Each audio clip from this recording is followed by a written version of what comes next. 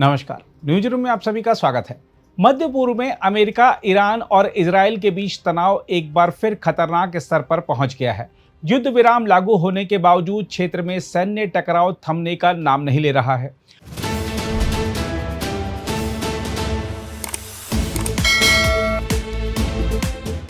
अमेरिकी हवाई हमलों, ईरानी जवाबी कार्रवाई, इजरायल में बजते सायरनों और हॉर्मुज जलडमरू मुद्दे को लेकर बढ़ती अनिश्चितता ने पूरे क्षेत्र को नई अस्थिरता की ओर धकेल दिया है।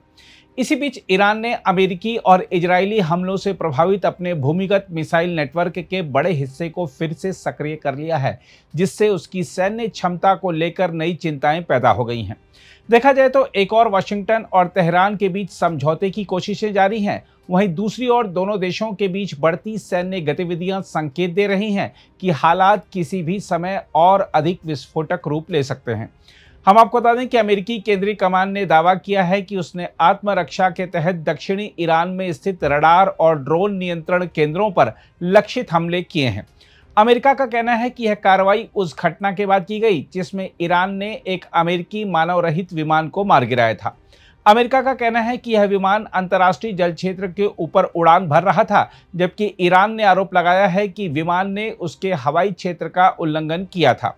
अमेरिकी सैन्य अधिकारियों के अनुसार गोरुक और केशम द्वीप क्षेत्र में संचालित कार्रवाई के दौरान ईरानी वायु रक्षा प्रणालियों, ड्रोन नियंत्रण केंद्रों तथा 2 हमलावर ड्रोन को नष्ट किया गया। अमेरिका ने इन हमलों को संतुलित और आत्मरक्षात्मक कदम बताते हुए कहा है कि उसका उद्देश्य क्षेत्र में अपने हितों और सैन्य संसाधनों की सुरक्षा सुनिश्चित करना था। इसके जवाब में ईरान की इस्लामिक रिवॉल्यूशनरी गार्ड कोर ने दावा किया कि उसने उस वायुसेना अड्डे को निशाना बनाया जहां से कथित रूप से ईरान के संचार प्रतिष्ठान पर अमेरिकी हमला किया गया था।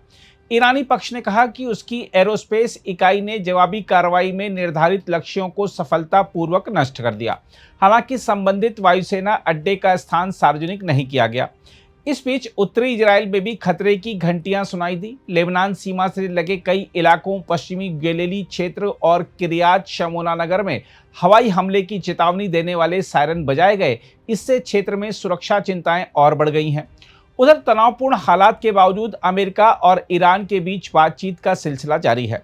ईरान के विदेश मंत्री अब्बास अराक्ची ने कहा है कि दोनों देशों के बीच संदेशों का आदान प्रदान अभी भी जारी है, लेकिन किसी समझौते को अंतिम रूप मिलने तक कुछ भी निश्चित नहीं माना जा सकता। उन्होंने स्पष्ट किया कि ईरान अपने अधिकारों की गारंटी के बिना किसी भी समझौते को स्वीकार नहीं करेगा। दूसरी ओर अमेरिकी राष्ट्रपति डोनाल्ड ट्रंप ने दावा किया है कि दोनों देशों के बीच एक बहुत अच्छा समझौता होने के करीब है। हालांकि विभिन्न रिपोर्टों के अनुसार वाशिंगटन समझौते में और कड़े प्रावधान चाहता है। इनमें ईरान के परमाणु कार्यक्रम पर अतिरिक्त प्रतिबंध तथा हॉर्मुज जलडमरू मुद्दे से संबंधित शर्तें शामिल हैं। बताया जा रहा है कि ट्रंप ने प्रस्तावित समझौते के मसौदे में कई संशोधन सुझाए हैं और अभी अंतिम सहमति बनने में समय लग सकता है।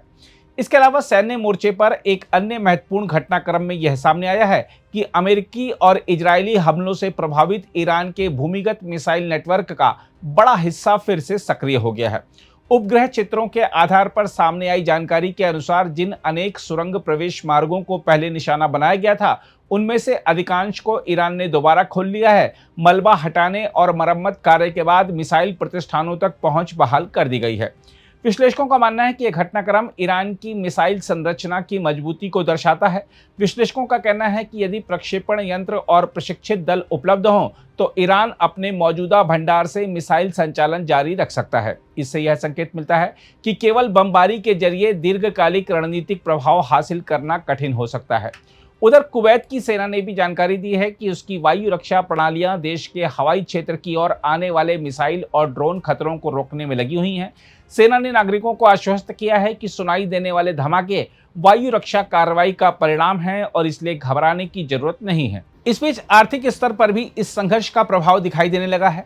उर्वरकों की बढ़ती कीमतों के कारण अफ्रीकी देशों के किसानों को वैकल्पिक उपायों जैसे खाद और गोबर आधारित जैविक विकल्पों की ओर रुख करना पड़ रहा है। इससे स्पष्ट है कि मध्य पूर्व का यह संकट केवल क्षेत्रीय नहीं बल्कि वैश्विक प्रभाव भी पैदा कर रहा है।